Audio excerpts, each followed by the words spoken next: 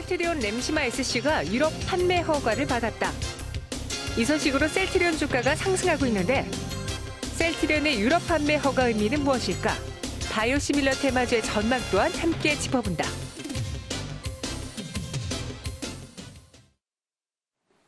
네, 오늘 우리 시장에서 좀 핫한 종목으로 저희가 앞서 셀트리온 이야기 짚어봤잖아요. 조금 더 자세하게 살펴보도록 하죠. 펠리스투자 리서치 김미수 대표 나오셨습니다. 어서 오세요. 네, 안녕하십니까. 네, 안녕하세요. 네. 이제 셀트리온이 램시마 SC 유럽 판매 허가를 받았다고 하는데 내용부터 짚어볼게요. 네, 어느 정도 알려져 있던 내용이라고 봐야 될 것 같고요. 네. 그리고 드디어 램시마 SC가 유럽에서 판매 허가를 받았습니다. 그래서 램시마 SC 하게 되면 앞으로 좀 어려운 얘기가 많이 나올 것 같은데 자세한 거는 깊게는 저도 잘 모를 수 있으니까 네. 확인을 좀 필요로 하는 부분들도 있는데요. 일단 램시마 SC가 쉽게 말씀드리면은 자가 주사가 가능한 자가 면역 질환 치료제라고 보시면 될 것 같습니다. 그러다 보니까 이 램시마가 이 정맥 주사에서 기존은 그러니까 정맥 주사로만 이어졌었는데 피하 주사란 쪽으로 바뀌고 있죠. 그러다 보니까 이런 쪽으로 자체 개발해서 변형해서 나오고 있다라는 관점 쪽으로 봤을 때 어떤 기존 바이오시밀러보다 쉽게 말씀드리면 피하 쪽이다 보니까 효과나 효능이 더 좋을 수밖에 없다. 이런 쪽으로 보시는 게 맞다고 봐야 될 것 같습니다. 네, 지금 피하 주사 제형을 변경한 제품이 램시마 SC인데요.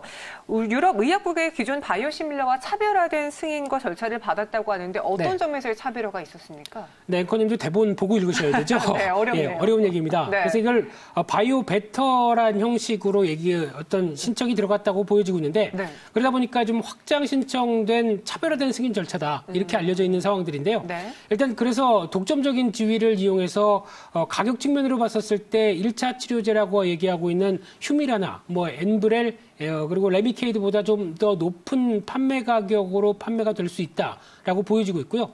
그러다 보니까 전략 자체가 예전에 어떤 FDA나 아니면 유럽의 의약청에 들어가는 전략과는 좀 다르게 프라임 시밀러라고 합니다. 그러니까 좀 더 차별화된 전략 쪽으로 나오다 보니까 높은 수익성을 기대할 수 있다. 이게 가장 큰 핵심이라고 보시면 될 것 같습니다. 네, 그리고 향후 20여 년 동안 인플립시마 피하 주사 시장을 독점할 전망이다라는 뉴스도 봤는데요. 네. 그 의미가 대단한 것 같아요. 지금 바이오시밀러로서의 기술력도 인정을 받고 시장까지도 가져갈 수 있는 거잖아요. 네, 그렇습니다. 네. 그래서 이 램시마 SC 같은 경우는 여기서 또 중요한 단서가 나오는데 TNF 알파라고 합니다. 네. 어려운 얘기죠. 네. 쉽게 말씀드리면은 저도 찾아보다 보니까 종양 괴사 인자라고 얘기를 하고 있는데, 그러니까 종양을 죽이는 네. 인자라고 봐야 되겠죠. 이거를 관련돼서 면역 세포 조절을 하는 기능을 하고 있다라는 쪽으로 봤었을 때 이 관련된 억제제가 시장이 한 10조 원 규모대 정도를 창출할 수 있겠다라고 봐야 될 것 같고요. 그러다 보니까 전 세계 쪽에서 한 기존의 제품들이 한 50조 원 규모로 이어지고 있는데 그중에서 한 10조 원 규모를 창출을 따로 한다라는 쪽에서 봤을 때 상당히 의미가 있다라고 보여지고 있고요. 특히 1차 치료제로 내성을 받는 환자가 있었을 때 자연스럽게 이제 고가의 2차 치료제로 넘어가게 됩니다. 근데 이런 쪽에서 램시마 SC가 주된 역할을 한다라는 쪽으로 보시면 될 것 같고요. 그러다 보니까 말씀드렸던 2차 치료제보다 좀 더 경쟁력 있는 가격으로 시장에 대해서 선점을 할 수 있다. 이쪽이 가장 부각을 받는다라고 보시면 될 것 같습니다. 네, 그럼 이제 우리가 잘 아는 분야, 네. 주식적인 면에서 접근을 해볼게요. 네, 어려웠습니다. 네, 사실 셀트리온이요. 이미 말씀하신 것처럼 시장에서 알려졌던 호재거리긴 해도 네. 이 정도의 뉴스가 나온다면 더 강하게 반응할 수 있지 않을까 하는 기대도 있었거든요. 네. 네, 오늘 장중 고점이 2%대 상승이에요. 아직 셀트리온의 주가가 움직이기 좀 어려운 상황인지 셀트리온부터 주가 짚어볼게요. 네, 셀트리온 주가는 앞서 제가 서두에 말씀드렸던 부분처럼 네. 일단 어느 정도 신청을 해서 허가를 받을 걸로 알고 있었습니다. 그래서 어느 정도 약간 8, 90%의 확률로 이런 뉴스가 나오지 않을까라는 쪽으로 바라봤던 부분들인데 네. 그러다 보니까 단기적으로 예상했던 관점 쪽에서 시장이 반응한다고 봐야 될 것 같고요. 그리고 특히 호재가 좀 노출됐다라는 관점 쪽에서 그러면 그 다음은 이라고 이제 약간 계산기를 두들기고 있는 심정이라고 봐야 될 것 같죠. 네. 그런 관점으로 봤을 때 일단 가장 중요한 부분들은 이를 이제 통과가 했기 때문에 앞으로 이제 판매와 관련된 판매액 쪽에서 가장 중요하게 바라볼 수밖에 없다라는 쪽에 대한 실적에 대한 변화가 가장 중요할 걸로 보여지고 있는데 네. 실적 관련된 쪽에서 가장 중요한 게 3분기에 실적 생각보다 잘 발표했습니다. 영업이익이 1,000억대를 다시 돌파하기 시작하면서 네. 상반기에 대한 부진을 좀 씻어내기 시작했죠. 그래서 주가도 강했다가 약간 이제 기간 조정 성격적으로 좀 주춤한 모습들. 그래서 20만 원대에서 한 18만 원대까지 좀 주춤한 상황들로 보여지고 있는데, 네. 근데 여기서 이제 중요한 부분들이 그러면 4분기에는 다시 실적이 안 좋아질 거냐? 아니죠. 4분기 같은 경우 지금 예상 영업이익이 1,300억대. 그러니까 즉 2분기보다도 한 30% 더 늘어날 걸로 보여지고 있는 상황들입니다. 네. 그렇게 되면 주가가 그대로 있으면 안 될 것 같고요. 한 18만 원대 전후로 해서 어떤 호재가 나왔던 부분들과 함께 단기 차익 매물들 다 약간 정리가 되기 시작하게 되면 네. 다음 다시 20만 원대를 향한 움직임들이 나오지 않을까 그렇게 기대하고 있습니다. 그렇다면 셀트리온 헬스케어와 셀트리온 제약은 지금 코스닥 시장에 상장이 되어 있잖아요. 네. 셀트리온 헬스케어는 그런 말이 있더라고요. 이 종목이 움직여야 진정하게 코스닥의 지수도 방향을 바꿀 것이다. 그만큼의 상징적인 의미를 갖고 있는 종목이기도 한데 네. 앞으로의 주가 방향 어떻게 예측해 볼 수 있을까요? 네, 일단 시가총액 1위니까 당연히 그 얘기 하겠죠. 네. 그런데 삼형제 중에서 셀트리온과 셀트리온 헬스케어가 가장 좀 밀접한 관계라고 보시면 될 것 같고요. 셀트리온 제약은 약간 좀 따로 떨어져 있는 쪽으로 보시면 될 것 같은데 그러면서 이번에 나온 뉴스와 함께 중요한 부분들이 셀트리온 헬스케어의 영향이라고 봐야 되겠죠.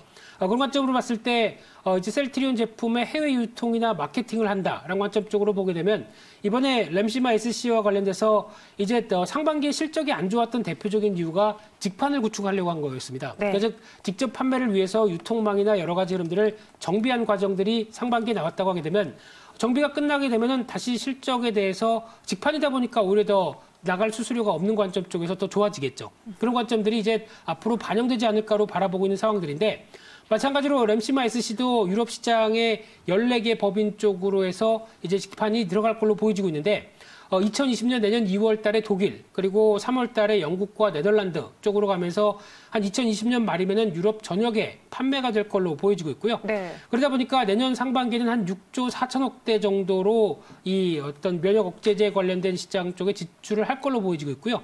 2020년 말이면은 약 한 90%. 그래서 예상하는 한 10조대에서 한 9조 원 가까이를 커버할 수 있겠다라는 쪽으로 바라보고 있는데 유럽이 끝이라고 하게 되면 좀 힘이 빠지겠죠. 하지만 미국에 대한 기대감도 높습니다. 특히 세계 최대 바이오 의약품 시장이라고 하는 미국 쪽에도 진출할 계획을 갖고 있는데 전 세계에 한 50조 원 규모라고 하다 보니까 이에 따른 반향들도 앞으로 차곡차곡 이어나가게 되면 실적에 큰 도움이 되지 않을까 이런 쪽으로 바라보고 있습니다.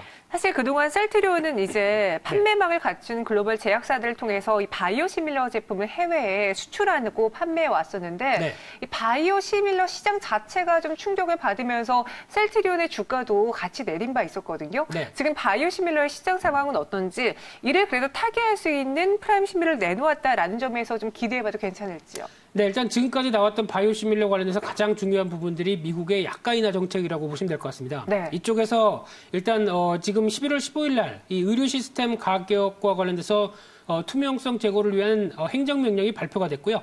그래서 2021년 시행을 할 것이다라고 하다 보니까 일단 바이오 제약사 쪽에서는 좀 수익성이 줄어들지 않을까라고 우려가 있는데 일단 그보다는 그렇게 강력한 제동은 아니다라는 쪽으로 보여지고 있는데 또 하나 중요한 부분들이 이번에 민주당 대선 후보인 엘리자베스 워런이 어떤 헬스케어 관련된 개혁안을 내놨는데 생각 대비해서 좀 온건하다라는 관점 쪽으로 봤을 때 일단 충격이 그렇게 크지 않지 않을까라는 관점 쪽으로 보다 보니까 지난주 한 주간 보게 되면 나스닥 시장에서 아멕스 생명공학 지수 같은 경우 가장 탄력적으로 움직였습니다.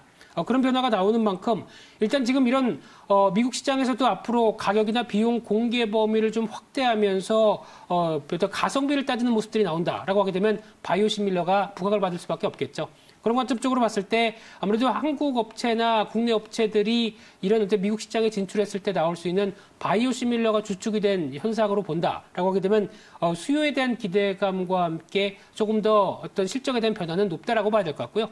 그러다 보니까 지금 빅2로 알려져 있는 바이오시밀러 관련된 삼성바이오로직스나 아니면 셀트리온 같은 경우는 오히려 중장기적으로는 긍정적이다라고 보는 게 맞다고 봐야 될 것 같습니다. 중장기적으로 긍정적이다. 하지만 조금 더 직설적으로 여쭤볼게요. 네. 저희 어떠한 매니저는 지금 셀트리온 헬스케어 5만 원 밑에서 무조건 사야 된다. 이 종목을 사야지 제약바이오가 같이 갈 수 있다. 이렇게 좀 강한 투자 의견 줬는데요. 대표님은 어떻게 보시는지 셀트리온에 대한 투자 의견 속 시원하게 말해주세요. 네, 일단 네. 제약바이오에 대한 투자 성향과도 연결된다고 생각됩니다. 네. 나는 제약바이오 꼭 포트 하나씩 갖고 싶다. 그러면 당연히 있어야 되겠죠. 그런 관점적으로 봤을 때는 바이오시밀러 관련된 종목들 한 종목을 본다라고 했을 때 개인적으로는 물론 셀트리온 헬스케어가 주가가 저가다 보니까 관심 있다고 보는 부분보다는 네. 그래도 셀트리온이 낫다라는 관점으로 바라보고 싶고요. 그래도 대장이다. 네, 18만 원대 초반대는 사도 된다. 이렇게 결론적으로 말씀드리겠습니다. 18만 원 전후 조정권에서는 우리가 사도 된다. 셀트리온 그룹주 안에서는 셀트리온을 사겠다라고 네. 말해주셨습니다. 알겠습니다. 지금까지 김민수 대표와 함께했고요. 여기서 인사드릴게요. 고맙습니다. 감사합니다.